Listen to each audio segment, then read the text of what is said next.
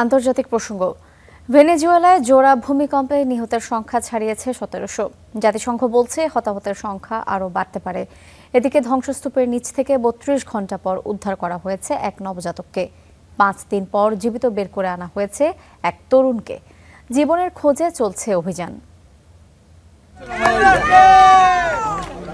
ভূমিকম্পের ৩২ ঘণ্টা পর ধসে পড়া এই ভবনের ধ্বংসস্তূপ থেকে উদ্ধার করা হয় এই শিশুকে।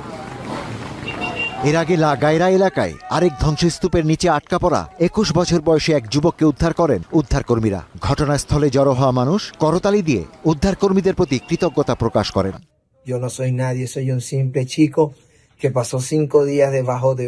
আমি কোনো গুরুত্বপূর্ণ ব্যক্তি নই। আমি শুধু একজন তরুণ যে একটি ভবনের ধ্বংসস্তূপের নিচে ৫ দিন আটকে ছিলাম, কিন্তু সৃষ্টিকর্তার কৃপায় আজ আমি জীবিত।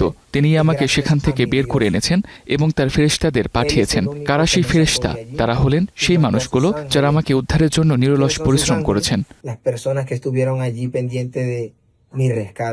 কারাকাসে একটি ধ্বংসস্তূপের নিচ থেকে উদ্ধার করা হয় জীবিত একটি কুকুরছানা। ভূমিকম্পে নিহতের সংখ্যা ১৭০০ ছাড়িয়ে গেছে। এখনও নিখোঁজ অন্তত ৫০,০০০ মানুষ। সময় যত গড়াচ্ছে এই মানুষদের জীবিত উদ্ধারের আশা ততই শেষ হয়ে আসছে। আরও বহু মানুষের মরদেহের ব্যবস্থাপনার প্রস্তুতি নিচ্ছে উদ্ধারকারী কর্তৃপক্ষ। অন্তত ২৫০০ স্থাপনা ক্ষতিগ্রস্ত হয়েছে, যার বেশিরভাগই পুরোপুরি ধসে পড়েছে। তাই ইতিমধ্যে যে সংখ্যাটি জানানো হয়েছে তার চেয়ে প্রকৃত ক্ষয়ক্ষতি ও হতাহতের সংখ্যা আরও বেশি হতে পারে বলে আমরা মনে করছি।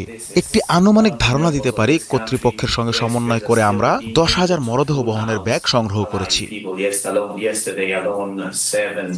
ধ্বংসস্তূপের নিচে আটকে পড়াদের খুঁজে বের করতে কয়েক ডজন আন্তর্জাতিক দল এবং শত শত উদ্ধারকর্মী মোতায়েন করা হয়েছে।